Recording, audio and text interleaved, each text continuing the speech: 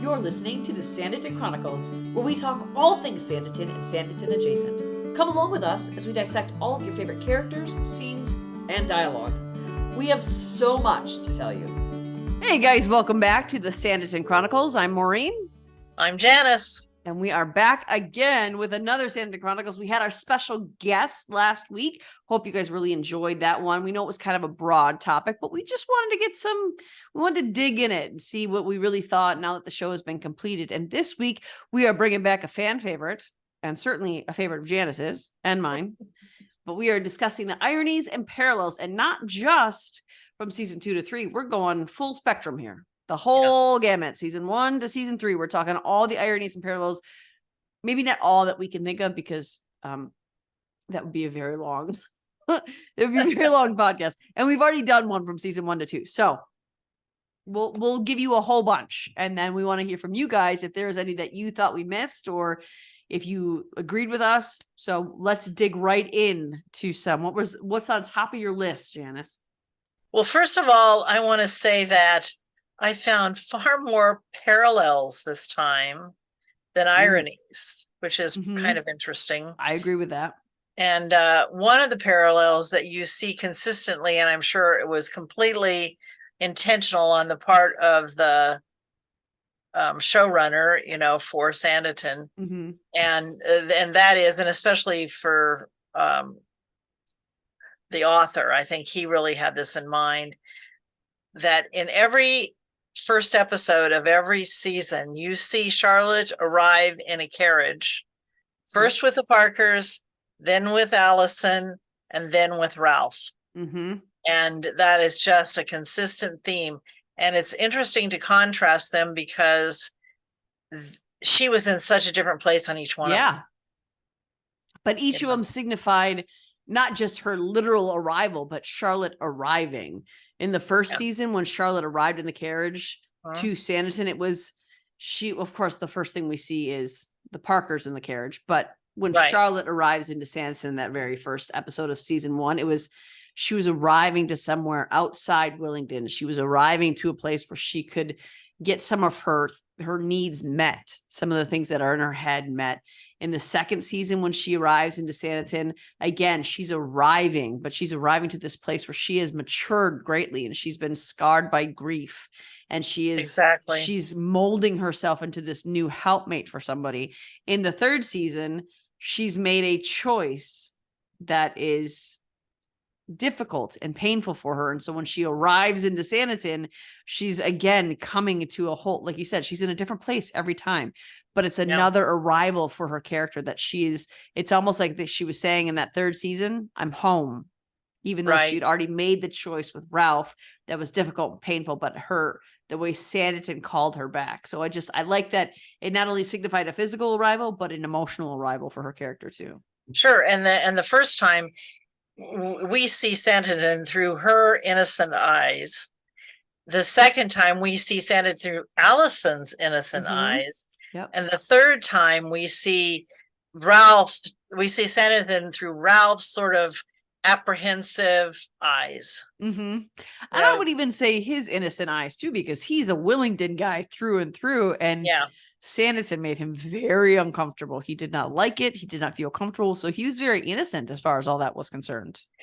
That's right. And his words were, I hope I don't embarrass you. I don't think that's the words he used, but he wanted to represent her well in his behavior. So the next parallel, you ready for that?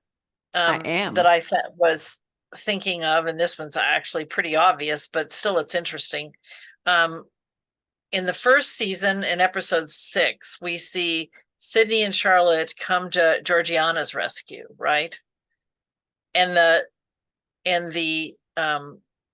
third season, we see Xander and Charlotte come to Georgiana's rescue with Samuel's help. And that was in season 3, episode 3. And then also in the 5th episode, I think it is, Augusta's rescue. So, we see that Charlotte is always involved, and then whichever of her love interests is there too. Mhm. So, that rescuing, and in both situations, Charlotte is the one who is the key, or has the key to finding out where the one in trouble is, Mhm. where they're going to go.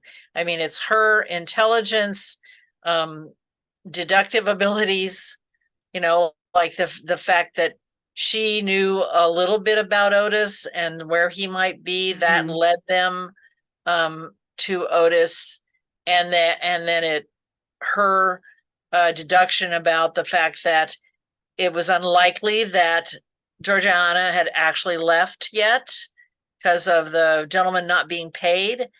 And also then when they went to find Augusta, particularly, well, first of all, when Xander overheard Charlotte, that led to getting Samuel's help. Mhm. And then when they went to find Augusta, it was Charlotte's ability to think, okay, who would know all the new people in town, and talk to the baker's boy. Yeah. And it's the irony there is that all these characters that she has had to help find and rescue and save in some way have more worldly characteristics. And even the Right. men who she's helping to save are more worldly than she is. But it is Charlotte who is in every way naive and innocent as it compares from, living in the city, being around the people of ill repute. That's never been something she is. So the irony there is that she is the one capable of finding these people, and she is the most innocent and naive of them. And she's, in spite of the emotions involved, she's able to keep that under control and think logically, which we didn't always see out of the men. Mm-mm. Especially, I mean, think how mad Sydney was, and and that ruled him in that, when they were trying to find Georgiana. And then Xander was very upset, and she was able to calm him and find Augusta. Mm-hmm. Yeah. And I think that's also a running theme throughout is Charlotte, the way, and you hate to use the word tamed because we like Xander and Sydney the way they are, but she was the one who made them see what was truth and reality. But it was things about themselves that they had believed for so long that they were broken. And in each relationship, it was Charlotte who was, just by being who she is, who was able to show them and demonstrate for them. And you see that parallel between Xander and Charlotte and Sydney and Charlotte. It was her, just her very nature, her very character, just being who she is, being able to speak truth with boldness. Right. That showed them that they are not unlovable, completely deficit and broken men. Yeah, but big contrast in the way she spoke to each of them. You see the maturity in her, because when she first spoke to Sydney, it was out of complete frustration. She was upset with him, and he was upset with her too. But and then when she talked with Xander, it was so mature and calm in her approach to him. And he really listened as a result of that, I think. Well, both men listened, but he really listened. Both made big turnarounds in their attitude about how they were going to deal with the situation. And you compare the two, and in that first episode of season 1, when she talks to Sydney for the very first time on that balcony, she's just trying to make a conversation, and she thinks that she knows, well, I can see people. And so she's very, very open with what she thinks and what she believes, thinking, oh, this is just a casual observation. It clearly affected Sydney. And you can see that play in contrast to how she speaks with Xander the first time. She's a little more stoic. She's a little more withheld with her words. And she almost, he's her employer, but still she is very deferent, not deferent, that's not the right word, but she is more cautious of how she speaks because she does not want to offend him. And she can now see that the way she did speak was seen as offensive. And well, right. It was just, she was so much more naive yeah, then. exactly. She had she'd only been around people she'd known all of her life, pretty much. And that makes a big difference in how you talk to people. Okay, so the next set that I have, we might go back and forth quite a bit, but that's all right, because these notes are a little random. So one of the parallels, one of the consistencies that happened throughout all 3 seasons was Tom making bad or foolish decisions about money. We see that repeated. In season 1, it's his poor management that's revealed at the cricket match. He had been keeping Mary in the dark, and she had and everybody really. Yep. And then the fire reveals Tom's poor decision on insurance, because he didn't pay for insurance because he'd overextended himself so much in the building. And then in season 2, he gambles with Colonel Lennox and incurs a debt that holds him back until the last episode, which thankfully he comes around and solves that problem. And then in season 3, he goes along with Raleigh Price against Mary's wishes and better judgment to build a grand hotel. Yeah. But again, in the end, he turned around and redeemed himself by getting out of it, recognizing how much he depended on Mary. And so it was, but all this happens repeatedly in all 3 seasons. Yeah, especially that parallel from season 1 to season 3, because it was Mary who was like, I don't even recognize you. Who are you? You're not sharing things with me. You're not doing this with me. And again, in season 3, it was Mary's near death that made him realize that again, he was not confiding in her. Again, he was not using the support that he had around him. I think the other thing to look at with him too is that in every instance, it was not a flippant, I'm just going to spend this money like I have it, even though I don't. In season 1, we saw him in that my favorite scene with Tom in season 1, where he's sitting before the fire and he looks completely despondent. He's distraught at how he has mismanaged money and he can't figure out a way to get a hold of it or get out of it. In season 2 with Colonel Lennox, he doesn't want to gamble, but he feels like there is no way out of it. A lot of pressure. Yes. And Colonel Lennox utilized that. And then when the second time he gambled, that's when he incurred the debt. And he didn't want to be in that position, but he didn't see a way out. In season 3, the same sort of thing. He tried to talk to Raleigh Price, but Raleigh Price said no. And so he didn't want to be in that position, but he didn't see a way out. In all of those instances, they involved him not allowing Mary in. And it also was a case of going against his own better judgment, because you knew he knew better, especially and he didn't want to do it. Yeah.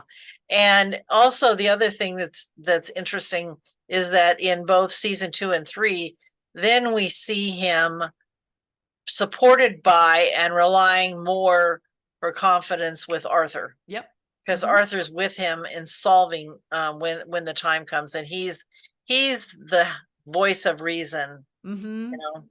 Yeah. And I like that is paralleled in that way between all 3 seasons. But like with Charlotte, when she's coming in the carriage, she's a different place.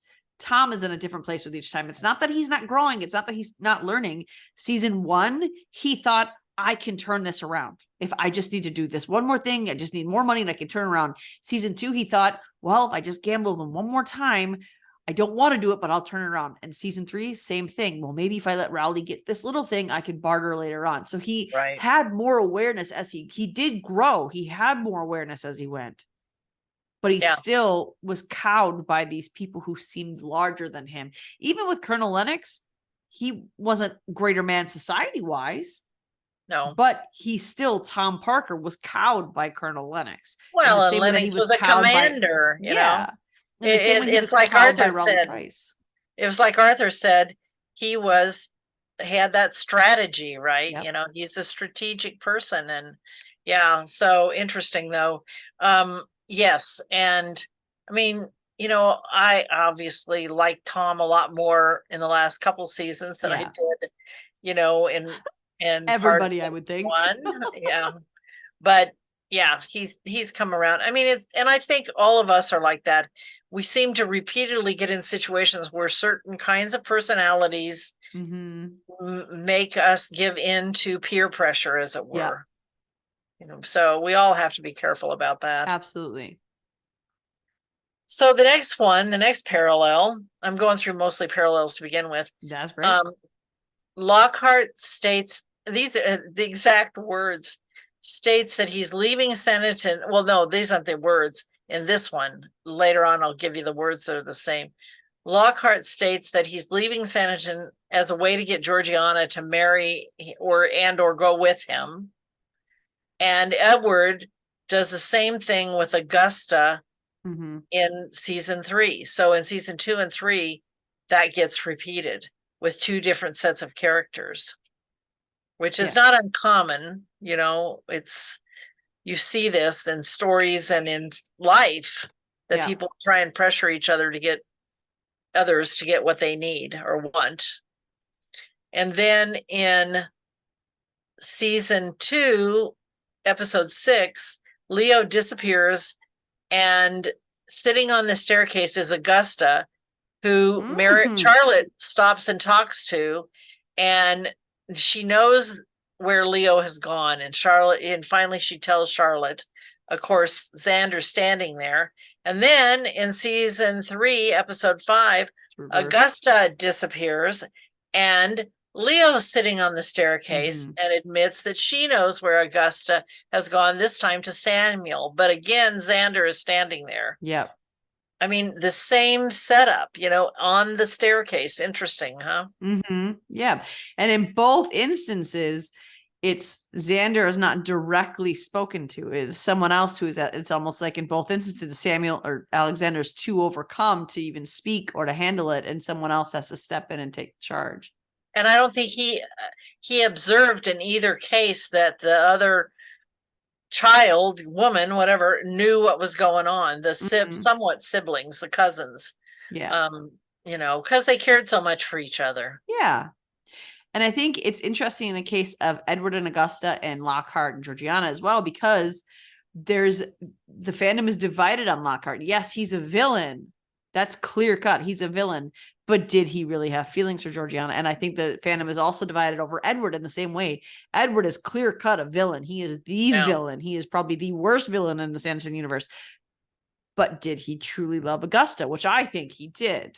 I don't think Lockhart did. But in both cases, they both exhibited symptoms and signs that maybe they did develop feelings for this other person, even though they didn't intend to. I think Edward was honest when he said, I set out just to conquer her. And I think that's what Lockhart did. I set out just to get her to marry me. But I think that they played their part so well that in both instances, it was a clear villain who may have been softened by possibly having feelings for this other person. Yes. In the case of Edward, especially in the last season, in the case of Lockhart, maybe for a little while till he was caught. Yes. But he turned really bad in the last season. Yeah. So. I never was one in the camp that he had feelings for her, but the fandom was divided on that of, no, I think he actually did love her, but he did want her money. So it's just interesting that both of them were able to convey that, at least in parts, to the fandom. And I think in both, they were able to play the part of, I love you despite this, well enough that it was interesting that the irony there is the most villainous person in the entire series, which was Edward Denham. I think he is the biggest villain of the entire series, that he was the one who ultimately made a great sacrifice. That's right. He withdrew. He left and hurt her, but only for her own good. Yeah. Because he knew he really wasn't worthy of her. No. And when he overheard Xander make that speech about it, then, that's when I think he came around and went, I can't do this to this girl. That was it. Because I believe he did have feelings for her. And even though Sydney, did he make a sacrifice in leaving Charlotte for Eliza? Yes, he did. But it was for his brother's benefit. Edward truly made a selfless sacrifice where he had feelings for this woman and he stepped away. And the irony there is he's the biggest villain, right, who also made one of the biggest sacrifices. Yeah. And when I was looking back at Edward in that episode, or in that series, in series 3, and I was just thinking about what an incredible actor Jack Fox is, to see the facial expressions just within that one season. Yep. Then if you go back to all 3 seasons, he's just a master actor and comes from a whole family of them, obviously. Yep. And I think he is of the camp of, why tell them what you're going to tell them when you can show them? Right. With your expression and your reactions, and mannerisms, and even the way he tweaks his body, like, it just unbelievable. Jack Fox is unbelievable. Yeah. So the next peril, and this exact language. Dr. Fuchs in season 1 announces, you must prepare yourself for the worst when Lady Denham is gravely ill. And then again in season 3, he says the exact same words, you must prepare yourselves for the worst when Mary is gravely ill. And then he says it requires nothing less than a miracle, which I think maybe he said in the first season too, but I'd have to go back and double check that. But I know he say something pretty similar to Esther too in season 2? To Esther? Oh, in season 2. I don't know if he said those exact words, but I think he said something similar when Lady Denham, Edward, and Esther were all in the room, and Esther was in the middle of that. Yeah, I don't think it was he didn't say you must prepare yourselves, but he said that, it was like a very negative outlook. Like, something's gonna have to be done about this girl, that kind of thing. And that was the best part about that final scene when Clara owns up to what's been going on, and Reverend Hankins was sitting there. Yeah. So he got to witness it all. Not Dr. Fuchs, I realize as I'm saying this. Dr. Fuchs wasn't there. It was Hankins, but yeah. So what's your next one? Well, now I'm gonna go through some ironies. Yes. Well, and some more. Anyway, we'll mix and match. Yeah. Lockhart in season 3, episode 3 uses the same words to describe Sydney as Sydney uses to describe to Lockhart in season 2, episode 6 in writing. He is a man without scruples. And that's what Lockhart says at the trial. Yep. About Sydney. That's right. We know who the real person without scruples was. It was Lockhart. Right? How ironic, though, is that was used for each of them against the other. But of course, Sydney wasn't around at that point to talk about it. No. Yeah. And also how at the end of season 2, Lockhart, when he left, he appeared to be of the mindset, I love you without your money. I'm going to show it to you one way or another. I'll prove it. And the very next time we see him, he's taking her to court to try to rob her of everything she's got. So it's. Yeah. He turned, as much as you might have liked him a little bit in season 2, his true colors came out in season 3, that's for sure. At the end of season 2 and in season 3. And here's a couple of parallel ironies. In season 1, Charlotte rides alone in a carriage with Sydney without chaperone. In season 3, actually, I left out one. In season 2, no, just season 3. Season 3, Charlotte rides alone in a carriage with Xander without chaperone. Now, in both cases, they're trying to save, Georgiana and Augusta. So there's a reason why they're alone in the carriage. But remember in season 3, when Lady Montrose says, he said they had just come back, and he says, were they alone?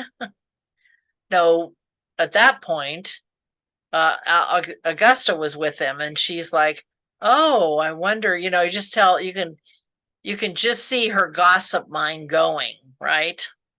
She wants to know what's going on. Especially since she had him in mind for her daughter. And there was a time in season 2 when Xander and Charlotte rode alone in a carriage, but we don't see it. Well, no, I think Augusta was with them. Not when he returned Charlotte home. I don't Because we think. assume he was with Yeah. her. We don't know that for sure. Because he Yeah. had sent Augusta up with Leo, and then Leo and Augusta never came back down. The housekeeper probably would have stayed with Augusta and Leo instead of getting in the carriage. So we assume, and it's most likely that happened, but we just don't But see it's it. also entirely possible that he had the carriage just take her home without riding with her. Would he have done that? I doubt it, but it's possible. It is. We don't You're right. know. You're right. That's why I started to say it, and then I thought, I don't know that for a fact. That's true. We don't know it for a fact. And another thing was how ironic it is that Edward is determined to marry Augusta until her uncle announces he will support it, which was, such a brilliant move. Thanks to Charlotte, because she's the one who, he says, well, she'll be ruined. He says, she'll still be your niece. She'll still be a member of your family. She won't be ruined. And the irony there is he wasn't saying, I support you so that Edward would, it wasn't like reverse psychology. He was truly saying, if this is what you want, I will support you in it. And that was what made Edward see, I can't damage this girl like this. Right. Yeah. And that's when he also says so of course, this happens several times in this series, and I'm sure we'll get into it more when we do the relationships. But, and when they're in that room, Xander is talking to Augusta, apparently, but says, I would never ask you to marry someone against your will, which ironically is what Charlotte is about to do. Yes. And he looks at her as much as he looks at he sure Augusta. does. I mean, yeah, he used that opportunity to the best of its advantage. Yeah. And another parallel is that when Sydney and Charlotte were in the carriage in episode 6, season 1, and she talks about why he must be biased against Otis because he's a black former slave, whatever. And Sydney says to Charlotte, are you really so naive? And then when Edward is talking to Augusta, and Augusta's like, we're meant to be, we love each other, and it's fate, we're fated. And Edward says to Augusta, are you really so naive? They both use that exact verbiage. So, and both of Justin them Young were noticing. Yes, and both of them did have a strong affection for the woman that they were talking to. Yes, whether they wanted to recognize it or not. We know for sure Sydney did, and Edward had acted as though he did. I think he really enjoyed the interaction with Augusta. And I think he found her challenging. Yeah. And she was the opposite of Esther in terms of, at least when Edward had Esther, under his control in the first season, he just was persuading her, manipulating her, whereas Edward wasn't. He ended up trying in the end and was pretty successful manipulating Augusta, but not at the beginning. She surprised him. Yeah. She had not been groomed the way he had groomed Esther. And with Esther too, he had years and years and years to work on her. And I don't know that, I don't think Esther realized she was under his control, because Esther she said what was on her mind, no matter who she was talking to, even if it was with Edward, except for when he hurt her feelings. She wouldn't discuss that openly with him, but she would call him, like when he couldn't close the deal with Clara, she would say all these things to her. So I think that she was still, but she had just been under his thumb for so long. She had believed so clearly that he loved her and she loved him. And I think that was the parallel there with Augusta, is that's what Augusta believed as well. I love him. He loves me. So it doesn't matter what other people think of our relationship, because I know this is right. And that was how Esther kind of felt. Yeah, that's right. And until kind of Clara gave her a dose of reality. Thank God. And now I haven't even talked about we haven't talked about anything really with Lady Susan and I Samuel. was just thinking about that.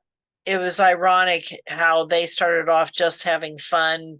They weren't. I remember before it even came out, we debated about whether they were actually going to be a love interest or not. And how, in fact, at one point, Samuel says, I've never been friends with a woman before. Yep.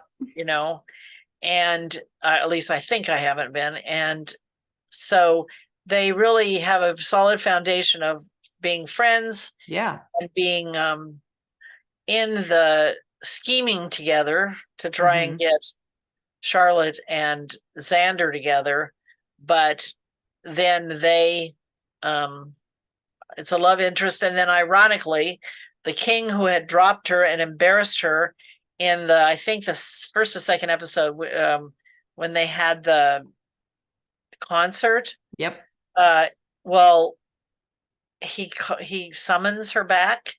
Yep. I mean, that was like, and there's so many places that you're like so glad somebody finally explained to the other person what was going on. Yeah.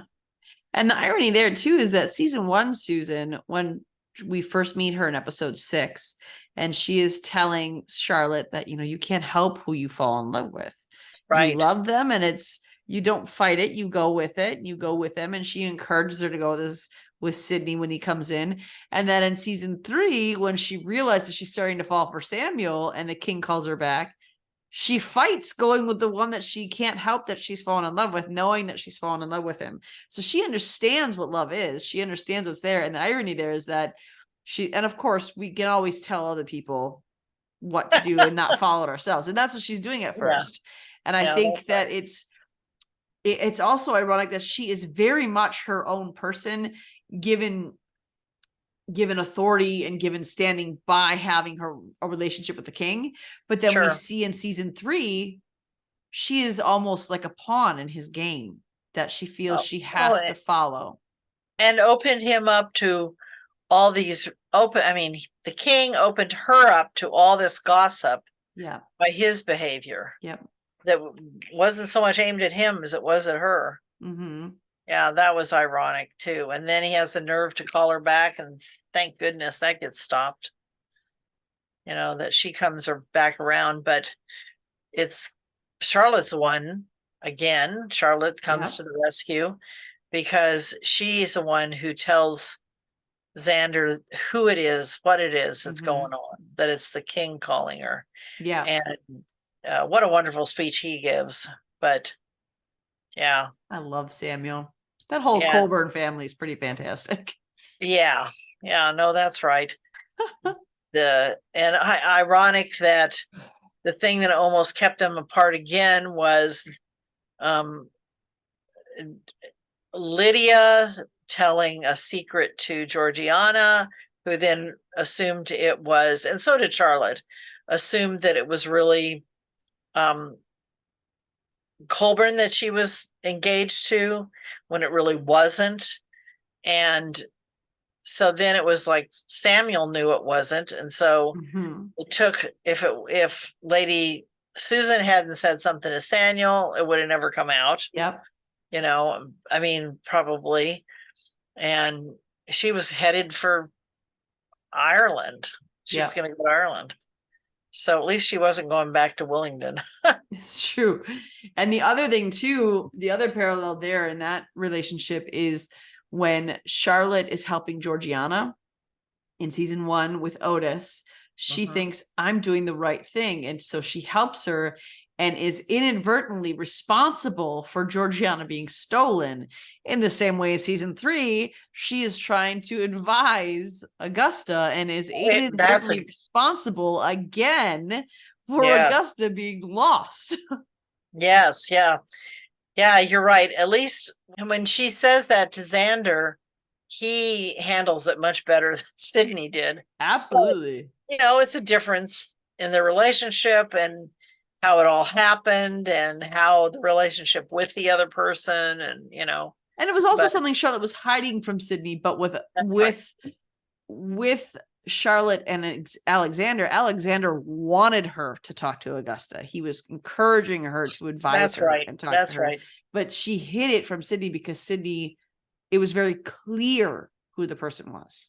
Well, and the whole thing too is that in that episode or in that time, the problem was that Otis and Georgiana were misleading and leaving out big pieces of information for Charlotte.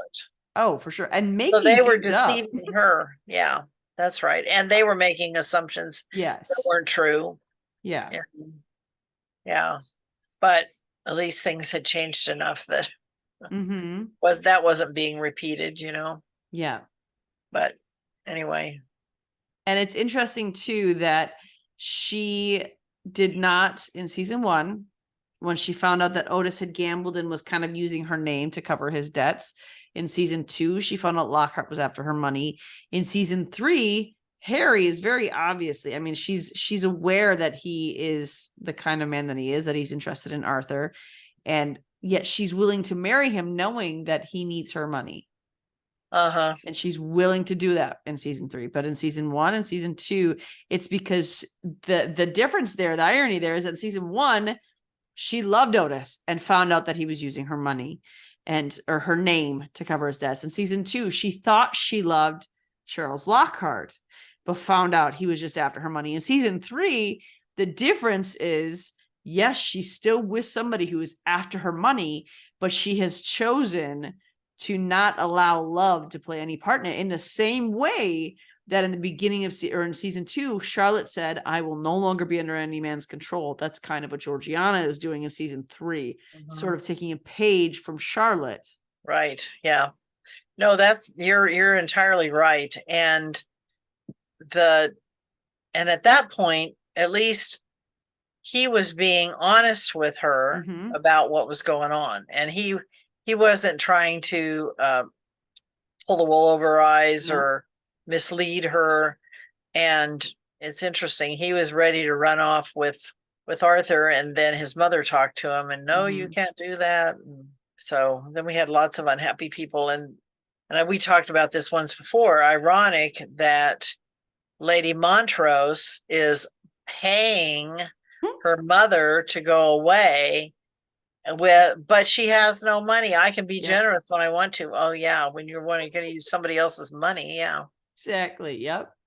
And the other thing too is that in season 1 episode, it's got to be episode 8, when Charlotte goes over to Georgiana's house after they find out that Otis has done this thing, and it's before the ball, right? And she's sort of saying, well, Sydney said this to me last night. And Georgiana immediately says, you cannot be with him. Trust me, he is not good for you. You don't want to be with him. Yada, yada, yada. He says what she says is, you can't believe a word he says. Yeah.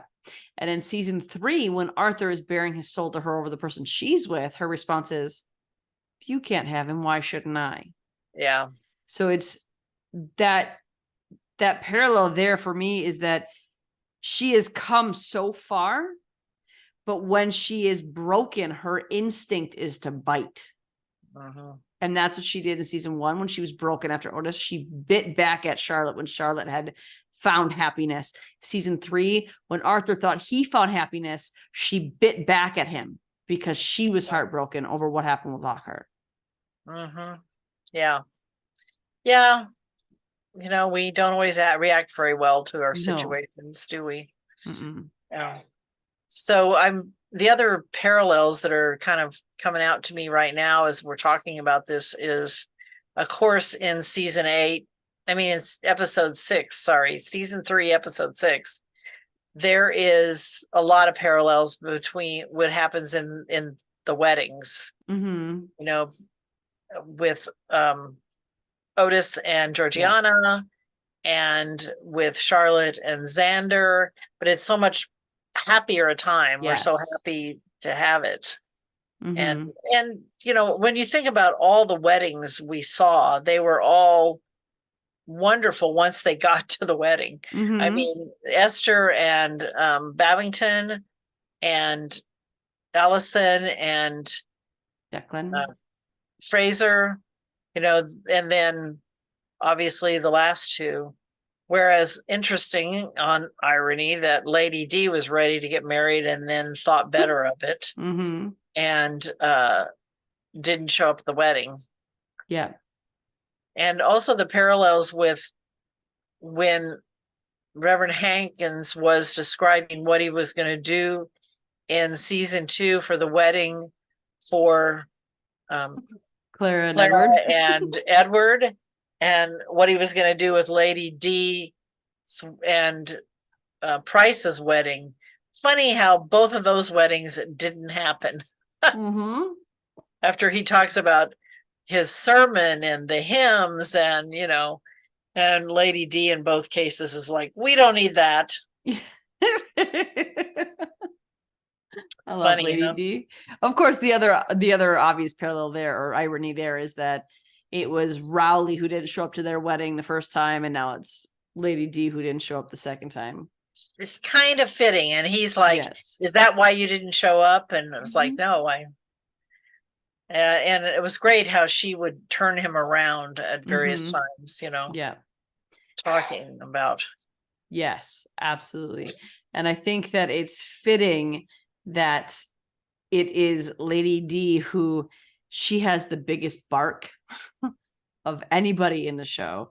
She demands her due. She demands respect. She demands people do what she says, no matter what, no matter how. But she is also the one who will listen to Charlotte, or to people who have, even though Charlotte doesn't have any experience, she listens to Charlotte's words. And with Esther, she did listen a little bit to Esther. And even with Edward a little bit in season 2, she was listening to Edward when he was saying, well, we might need to put her in the poorhouse. So it's Lady D, for all of her bark, she's the one who can be swayed. Right. Yeah. And it was funny when Mary was trying to persuade her against putting that Grand Hotel in the old town.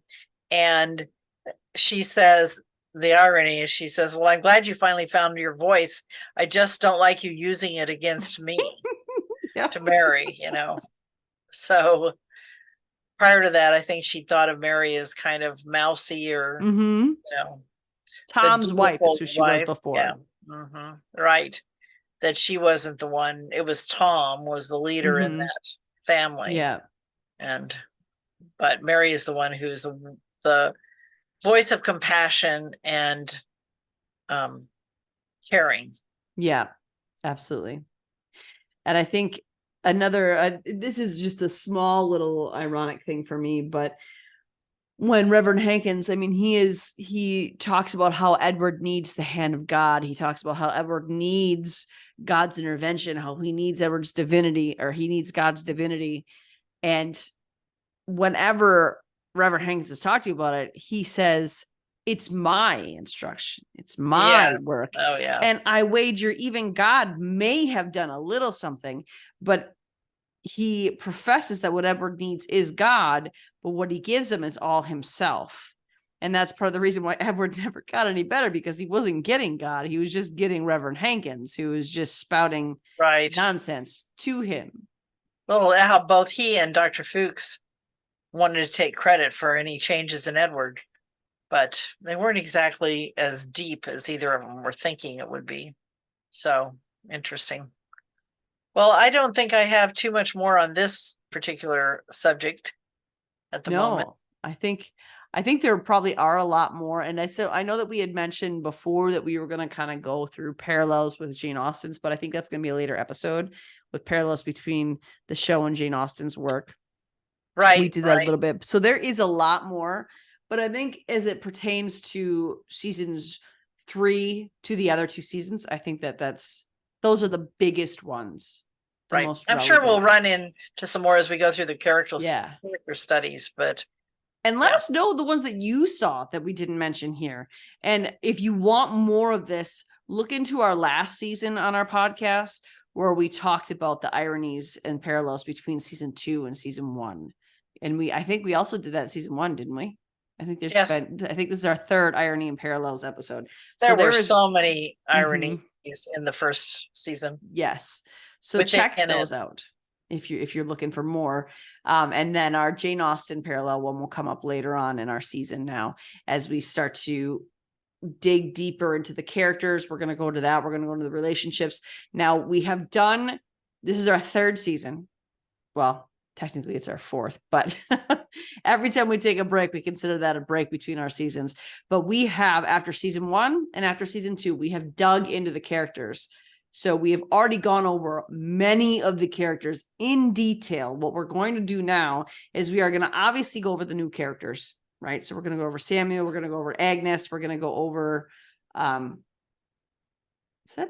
there's more new characters this season.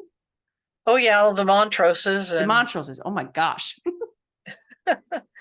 but also I will go into the character relationships too. Exactly. Of which there are a lot of new ones. Mm-hmm. So we are going to, the characters themselves individually that we are going to break down this season are only going to be the new ones, but we will be investigating and digging deeper into the relationships between, let's say, Charlotte. I think Charlotte and Georgiana, I think the relationship changed in season 3. So we will be bringing that back up and digging into that. We'll be digging into Charlotte with Augusta. We'll be digging into Edward and Augusta. So there's a lot of this season is going to be relationship dynamics between the characters, between specific relationships. And then the new characters we will break down. And beyond that, we will also be bringing you later on the season a parallel between Sanditon and Jane Austen works. And we'll try to switch it up so it's not the same thing after another. And again, hopefully we are going to be getting some interviews for you. I don't have a word on that for you yet. It's been insane. So hopefully soon we can get that for you. I am working on that. That will be joining the rotation. And if any of you would like to come on and join us for, if you have a specific character that you really want to talk about or a relationship that you really want to talk about, reach out to us via the email that we have on there or on any of our socials on Facebook. Janice and I are on that Facebook group, which by the way is the Sanditon Chronicles, Sanditon Family Fan Club. Join that group. We are still talking in there. People are still being added on there. This has been a wedding month for me, so I have not been active in there and I have not been doing things in there, but join that group. Talk about amongst yourselves in there. Let us know what you think about this episode. If you found any parallels or ironies that we didn't mention, if you think that we're wrong, we're off base, let us know that too. We want to know. But if you want to come on and chat with us about anything specific topic, let us know and we will do what we can to get you on the show with Janice and I, who are in this for the long haul. And again, keep those recommendations coming for what you'd like to see on our channel beyond Sanditon. I think we've decided we're going to go a little bit more into Jane Austen, but we don't want to limit it to that. So keep those recommendations coming, what you want to see. This channel is not going to go away anytime soon. And we are so thankful and so grateful for you guys who have subscribed to our channel on YouTube and on Podbean or wherever you listen to podcasts. Please, please, please make sure to continue subscribing there. If you have not subscribed already, that is how we can continue to get you interviews. That's how we can continue to get you content, is by subscribing on there. And it gives our channel some credibility so we can get more interviews for you and more content that you want to see. So next week, we will be bringing you another fun episode and watch out for that. We'll see you real soon. Bye, guys. Bye-bye. Are you craving more TSC content? Head on over to our social media accounts. You can find us on Twitter, Instagram, and our Facebook group, the Sanditon Chronicles, Sanditon Family Fan Club. Also, check out our website, thesanditonchronicles.com. Of course, we want to hear from you. We want to know what you want to hear and what your thoughts are. Email us at the.sanditonchronicles@gmail.com. And don't forget to subscribe to our YouTube channel. Tune in every week for new episodes.